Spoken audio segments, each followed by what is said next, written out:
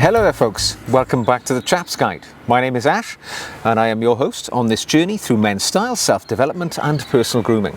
And today you join me on a glorious spring evening here in southern England for this version of Am I a Chap? But with a slight difference, because there's a bit of a theme to this one, and I'll explain in a moment, because today's Am I a Chap came to me because I received an email from a gentleman, and his name is Daniel, and he's from Tel Aviv in Israel. And Daniel wrote to me actually, not necessarily to subject his images to my scrutiny for the Am I a Chap series, but actually because he was making an observation about some previous content that I have done. Because last year I did 2 videos, I think, over the course of the year on height enhancing footwear. I did a pair of boots and a pair of sort of black cap toe Oxfords, which enhanced your height by up to 3 inches. Now Daniel tells me that he's 40 years of age and he is a gentleman of 5'4" in height, and he was writing to me to take issue really with the fact that I'd featured these 2 pairs of footwear over the year which add height to your secretly add height to your appearance. And Daniel's point was, rather than try and hide behind something like a height enhancing pair of shoes, it's far better to accept your situation and make the best of your appearance. Height is, after all, not really that important. So I'm going to share with you some of the images of Daniel, and we will revel in his personal style together.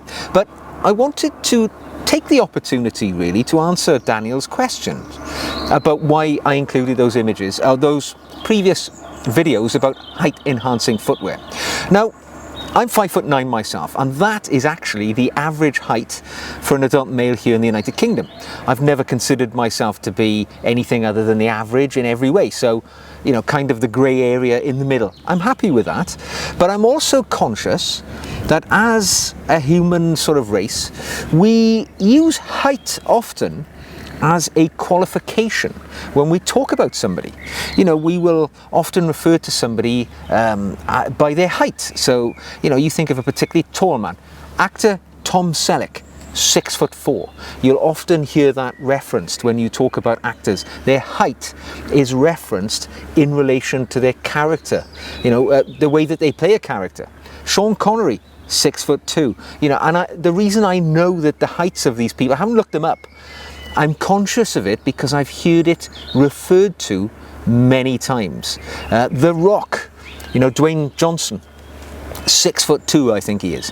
And we often use this. And by referencing people's height when we talk about their success, it sells something about the importance of height.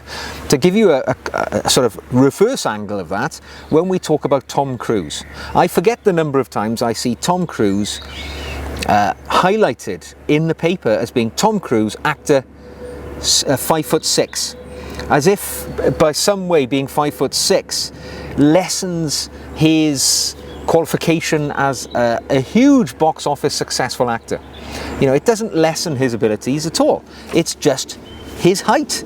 I can understand why this is. I mean, I guess as a human race, we place, sorry about the aeroplane, we place perhaps increased relevance on height because height plays a part in maybe the way people think of a larger person, a bigger specimen. You know, they may be more able to safeguard you, to protect you, but that's going back many sort of centuries, thousands of years in the evolution of man. Height and one's size is perhaps less relevant in this era than ever before. So I take Daniel's point when he sort of brought to book the fact that I'd featured articles or showcases on products which enhance your height surreptitiously. The fact is, I cater to many thousands of people who watch the videos, and I know that there will be some people who are of a certain height and they're not happy with it. So there are ways that you can overcome that, in the same way you know, that you may wish to wear a toupee if you're short of hair. And there are those of us like myself who are bald and proud. It's not a big thing to me, but I know to others it may affect their confidence, and hence I featured those products which could alter one's height without others knowing. So let's look at some of the images that Daniel has sent us. Now, I've never been to Israel. It's a place I would love to go, and clearly there are some quite stylish people here. Now, Daniel tells us he is in a relationship with somebody who's several inches taller than him, and hence he has no qualms at all about being perceived as a shorter gentleman. So I'm going to show you some of this particular image here of Daniel with his lady friend. Very dapper, very smart, very formal in the modern era. Let us break down his outfit into its component parts and talk about them individually. So as ever, I always start with the ground upwards, just for convenience. And if we look at the footwear that Daniel is wearing, he is wearing a pair of black cap-toe Oxfords, the classic gentleman's shoe. Although I personally don't tend to wear these so much, I actually own about 5 pairs of these, but I have, as I have grown, come to favour footwear with a little bit more embellishment. So I like a bit of broguing, maybe a quarter brogue, semi-brogue, or maybe even a full wingtip brogue. But you cannot go wrong with a black cap-toe Oxford, simply because it can be worn in so many situations of life. And as we see here, a rather smarter outfit, and we see a black cap-toe Oxford in its glory. Nothing wrong with that at all. My only observation, I don't see much of a shine there, Daniel. The beauty of the black cap-toe Oxford is that it is the perfect blank canvas on which to make the shoe look its best with a bit of a luster. It's a bit of a shine. You don't have to go the full hog and have a mirror shine. I know, and a lot of people don't like that. There's a lot of maintenance involved. However, if you want to go the elite, get that mirror shine glassage. If you're not so keen on that, maybe just a good solid deep luster, which can be achieved with a brush and polish. But I think this shoe would look great with a mirror shine, actually. It would complement your rather formal and smart style. Moving up the body, here we start to see the suit. And what we see here is, how would I describe this colour? It is towards the lighter, not light blue, but it's certainly not navy. It's a mid-blue colour, and I think it's a very serviceable colour. It's certainly lighter than one would usually see as a business suit, where they tend to be darker navy. So an element of personality being represented here in the outfit. So let's look at where the shoe meets the trouser, and what we can see is this is a pair of shoes with cuffs or turn-ups, and the trouser, the break of the trouser, this is where basically the trouser meets the shoe. Sometimes they hang straight down with no break at all, but if the shoe in this case rests upon the shoe, the trouser rests upon the shoe, you get a bit of a break. What I see here is perfectly acceptable, right? Some people will say they don't want to see a break at all. I actually know that if you have no break on your trousers, hang straight down when you're standing in the sort of relaxed, fully erect mode, that when you're striding along, your trouser will ride up a little. Nice to see a little bit of break, and that's what we see here. The observation I would make here is that as well as the shoe needing a little bit of a polish perhaps, I would suggest your laces are somewhat long. All right, they're rather long. You've got large loops and sort of ends to the shoelace visible. I forget the name for those little things on the end now. My son will kill me for that. He's a sneakerhead and he knows everything about the lacings.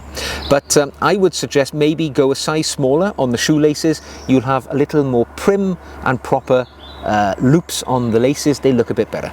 So trousers look good. I like the break. I can see a little bit of a crease in the trouser, but it's a fitted trouser, so it's a little close to the leg, so it's not perhaps the more traditional looser fit.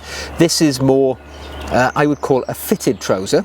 I would guess, I can't see, but I'm going to guess this is a flat fronted trouser rather than a pleat, because there seems to be no extra material visible in the trouser, but still a little bit of a crease wouldn't go amiss. Maybe this is at the end of a day and the crease has fallen out. But for me, I like to whip the old iron over it so that people know I'm a man who takes care of the details. But no, I rather like the colour actually. The more I look at this colour, the more it appeals to me considerably. Let us look at the upper half of the body. Of course, this is where the eye will wander. The trousers don't get much of the attention. It's the jacket or the coat which one rather likes. Let's see what we've got. We have got a peak lapel double-breasted suit made of the same material as the trouser, and it's that lovely sort of mid-blue colour. And yeah, my first initial thoughts is I really like this. I like double-breasted garments. They do have an element of formality, and they do cut a rather classic dash for the gentleman who's wearing them. I like the peak lapel, perfect, just right, quite a broad lapel on it, and the way that it's buttoned, leaving the bottom button undone. That's not necessarily adhered to quite so often in double-breasted garments, allowing the bottom button to be undone.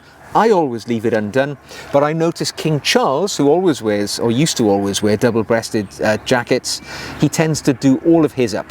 So when your king decides to wear it all done up, you've got to follow the trend. But for me, I wear mine with the bottom button undone, just in the same way that Daniel has done here.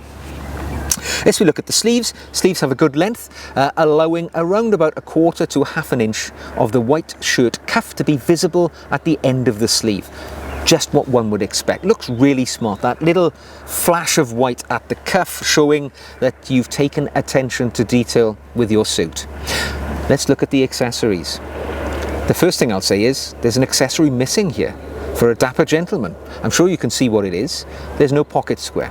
Now, where there is a pocket on one's jacket, we really do expect the pocket square to be visible if we are striving to be an intentionally well-dressed man, simply because it's an opportunity to add a little indication of your personality. And even in this case, what would look just great actually is a white presidential fold, just a little bit of that white linen pocket square perhaps, or a cotton pocket square rising above that breast pocket. It would look tip-top in my opinion. But we've got to have somewhere to strive to, haven't we? And now we're giving Daniel some tips. Looking at across to the shirt, a white shirt can't go wrong. We know the white shirt, the blank canvas, when you're wearing it with a solid colour suit like this, we know there's something special coming when we wear a white shirt, because you know we're giving all the attention to the tie. And this is a lovely white shirt, fits perfectly, no gaps at the collar, and it's a regular spread collar, allowing our tie to be the main attraction. And it's a lovely tie. I do like the tie. What I'm looking at here, I believe, is a half Windsor knot, possibly, maybe, and a nice, how would you describe it? A mint green tie with quite large, regular repeating pattern on that tie. And my initial impression is it's a perfect selection, because that mint green, which is the first colour which draws your attention, is quite summery, quite charming. I like it. And those repeating geometric patterns on the tie, again, they, if anything, they look a little more Art Deco, perhaps one might say, and I like the overall impression that it gives. So all in all, I rather like it. The length of the jacket is perfect. If you look at the jacket where it falls against Daniel's hand, the hem would be roughly centre hand at the palm. That's exactly what we expect to see the length of a jacket. The pocket, it's either just it might be a flat pocket and the flap has been tucked in, but it's a straight pocket, looks nice. Really sharp and dapper. The only thing one may add, if you want to adorn that jacket a little more, would be perhaps maybe a boutonniere, which would be in keeping with the sort of lavish colours of one's tie, or maybe a lapel badge, which just signals your affiliation to maybe, you know, a charity, a professional body, something of that nature, just to show the world you're a man of substance. When we look further up the body, we can see Daniel is wearing a pair of sunglasses, or maybe they're tinted reading glasses, not sure. And of course, the classic trilby. I'm guessing this is winter time, simply by the fact that Daniel's companion is wearing a winter coat. So a hat is necessary to keep the head warm or keep the sun off in the summer. It's a great choice. And the black trilby, a good choice, because black goes with pretty much everything. And yeah, I like it. Yeah, it looks rather dapper. And of course, the advantage of wearing headwear, if you're a shorter gentleman, is your overall appearance of height will be enhanced, because the crown of the hat will sit several inches above one's head. And in this case, I would suggest Daniel is probably gaining about 2 inches of perceivable height by wearing the hat. So looks very smart. A dapper outfit. I'm very envious of that suit. I rather like it. I have a double-breasted suit. in blue, not dissimilar, but not such a lovely and charming colour. So well done, Daniel, looks rather good. Now I'm going to follow that one up with another image of Daniel in quite formal attire, and here he's corrected many of the issues that we've just talked about actually, so let's have a look what he's wearing here. Haven't got a full image, just the upper part of the body, but let's see what he's wearing. And here we see a darker blue double-breasted suit, a rich blue colour, which is very fitting for maybe a more formal event. And it seems that here, because he's standing at a backdrop which has suit up on it, maybe he's at a fashion event or something of that nature. And let's delve into the details of the outfit that we see here. So a double-breasted jacket, it is again a peak lapel, and let's just delve into some of those details. Length of the sleeve, allowing again maybe just over a ½ inch of the cuff of one shirt visible at the end of the sleeve. Very smart, I have to say, looks good.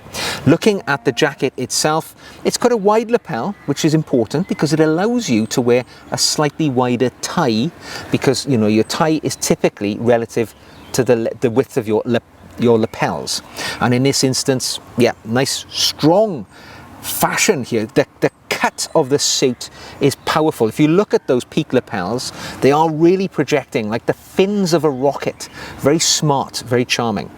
When we look at the jacket itself, as I say, flat pockets, straight flat pockets, bottom button undone in the classical way, hand nonchalantly placed in the pocket. At the breast pocket of the suit, he's taken our advice. Already, look, he's wearing that white linen or cotton handkerchief as a pocket square in the presidential straight fold. Do you see now where it adds a whole new field of interest to the upper part of one's garment? When we move across, white shirt, again, good fit on the collar. There's no gaps there. It's not too tight, not too loose. And it's quite a broad spread this time, a wide spread to the collar, allowing a lot of open real estate at the throat area. And he's filled that with quite a, I'm going to say a plaid or a, not quite a tartan tie perhaps, but it is a very broad tie knot, which is, I would say, probably a full Windsor looking at it, fully filling that gap where this broad spread of the collar is permitting it to do so. And again, it's a nice tie because there are lots of colours in there which are reminiscent with the suit. There's a few different shades of blue there. And the colour which draws the eye is, of course, the red in the plaid material, which is a very smart outfit when taken overall. This is exactly the sort of outfit that I think one would wear to a big event, maybe as this is, fashion event. You're showing off, you're looking your very best. You've got some sharp tailoring on there. Those peak lapels, they are definitely setting a statement out. They're strong, they're powerful, they're standing proud. You're looking very smart indeed. And the tie, lots of colours, lots of interest to the wearer, to the eye rather, of the wearer. And pocket square, flash of colour at the sleeve as well.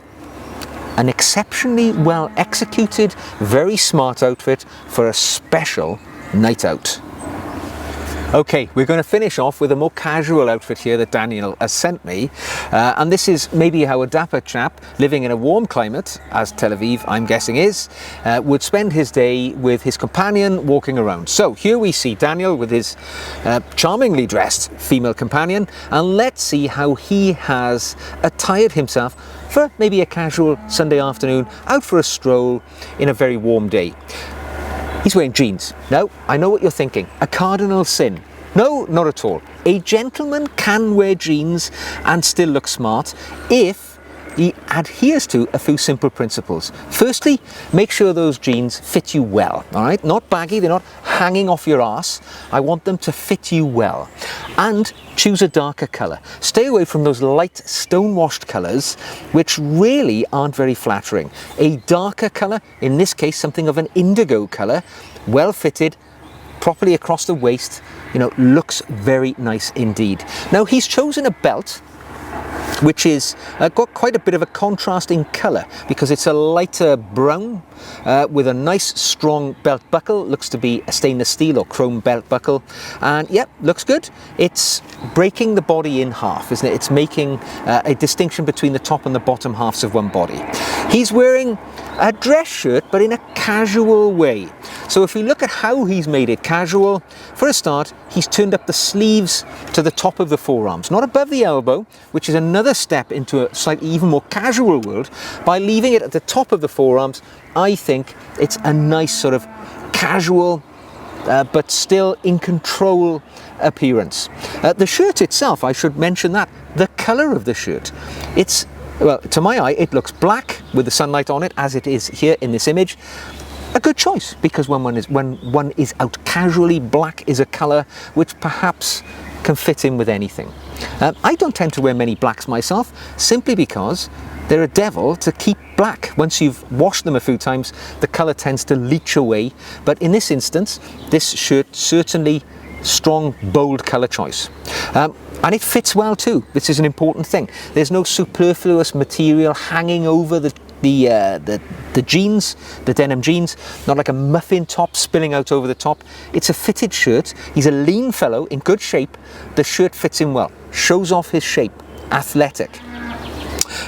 Obviously, the statement piece here, which we see, and I think it's a bold, and I love the choice, a cravat, or as one might say if in America, an ascot. It's a sort of paisley ascot worn around the neck, under the shirt, fills the gap of the shirt. He's got 2 buttons, 3 buttons undone from the top of the shirt, allowing plenty of visual access to that cravat, and it's glorious. It's keeping you cool because it's keeping, you know, any sweat wicked away from the back of the neck. It's filling that gap in your shirt so you don't look sort of like a cowboy who's just come off the range. You know, you look still smart and in control of your appearance. And that single addition of probably that silk cravat elevates you from all of those other men that you will see similarly dressed as you walk around town to somebody who knows how to dress well and stand apart from the crowd. The only things I would maybe slightly change here, I'm not going to change anything. There's one thing I would add. I noticed that Daniel doesn't wear a wristwatch. When one is wearing a garment which is forearms exposed, it's a perfect opportunity to signal to the world that you're a gentleman who takes style to the next level and maybe wear a wristwatch. An automatic watch, certainly an analog watch. Stay away from those smart watches in a situation like this where the watch is going to get a lot of attention, but certainly a wristwatch will add just that little touch more to the outfit. Now, it could be a wristwatch with a leather band, and if one was to wear a leather band with such a bold belt as one was wearing with these trousers, I would suggest we would seek to get them certainly from the same colour family, maybe a brown of some kind. Or if you can't be bothered with all that, matching your bands, simply wear a stainless steel watch with a stainless steel band, and it's going to look fine. So there we go. What a great selection of outfits from Daniel today. A sort of quite formal outfit for walking around with that hat on, a special outfit, a bit more bold, bit more finessed for a special evening out, and a casual evening strolling around in the sunlight with one's lady companion. What a dapper fellow Daniel is. And doesn't it show? It does not make one jot of difference what one's height is. 5'4" or 6'4", the style is in the man, not in his height. So I take his point entirely about, you know, featuring items on the channel which enhance people's height. It's not necessary. Be proud, be loud in the way that you dress. Don't worry about these little things such as your height, your hair, your weight.